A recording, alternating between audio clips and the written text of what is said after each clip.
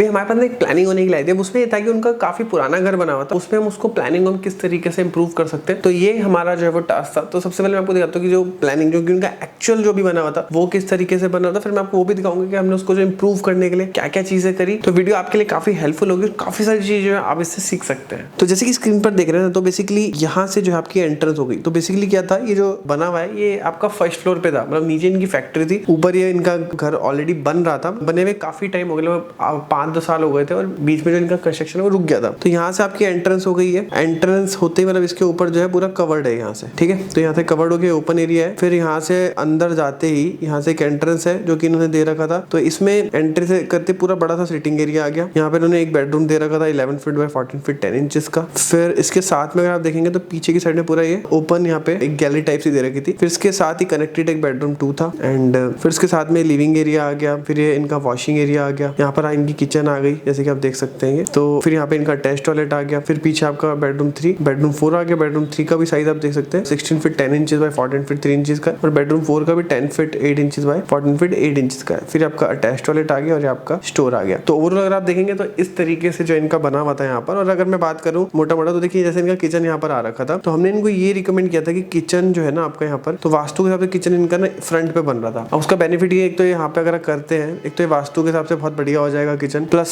आपका जो भी व्यक्ति यहाँ पर किचन में काम करेगा ना, तो स्टार्टिंग से यहाँ से जो भी एंट्री करेगा तो उनकी एक्सेसिबिलिटी भी जो है, उनकी विजिबिलिटी बाहर से बढ़िया तरीके से उनकी हो जाएगी। तो ये एक पॉइंट बताया था, मतलब इसके अलावा काफी सारे पॉइंट थे। तो नेक्स्ट आप देख लेना। अब मैं आपको दिखाता हूँ इसको हमने कैसे इंप्रूव करा। तो सबसे पहले डायरेक्शंस को देख लीजिए। तो इसका जो ये वाला कोना है, सबसे स्टार्टिंग वाला जो था, ये साउथ हो गया। फिर उसके बाद ये ईस्ट हो गया। फिर इसके सामने नॉर्थ, और ये आपका हो गया वेस्ट का, ठीक है। तो सबसे पहले अगर आप देखेंगे तो किचन को, जैसे कि मैंने कहा था कि आपकी स्टार्टिंग हो गई यहाँ से, तो हमने ये इसको आगे से थोड़ा सा बड़ा कर लिया और यहाँ से डोर को कर दिया यहाँ से हमने बंद, ठीक है। तो मेन डोर हमने एक ही रखा। तो जो यहाँ पे ड्राइंग रूम था उसको एज इट इज ही रखा। ये 22 feet 6 inches bye 17 feet 8 inches का निकल गया। फिर उसके बाद यहाँ से जो आपने देखा होगा, यहाँ पे जो 2 रूम थे यहाँ पर, तो उसमें से हमने फ्रंट में kitchen they the 13 feet by 10 feet 5 inches की। इसके बगल में जो स्पेस था, मतलब बेसिकली पूरा जो विड्थ था, ये बैल्कनी को तो हमने एज इट इज ही रखा है। इसकी जो विड्थ है किचन की थोड़ी छोटी कर दी, और पीछे की यूटिलिटी और वॉशिंग एरिया यहाँ पर दे दिया ताकि जो झूठे बर्तन है वो अलग हो जाए। फिर उसके बाद इसके साथ में हमने डाइनिंग को कनेक्ट कर दिया, ताकि किचन में अगर कोई व्यक्ति अगर खाना बना रहा है तो उसको बहुत ज्यादा दूर जब ना जाना पड़े सर्व करने के लिए। तो कहीं ना कहीं अगर देखा जाए तो डाइनिंग एरिया साथ में आ गया, तो पूरा किचन का ही पार्ट है। तो किचन भी आपका जो है एक तरीके से बड़ा लगता है, क्योंकि फ्लोर एरिया आपस में कनेक्ट हो गए। फिर उसके बाद आप देखेंगे तो पाउडर रूम इसके जो साथ ही में ही दे दिया हमने, एंड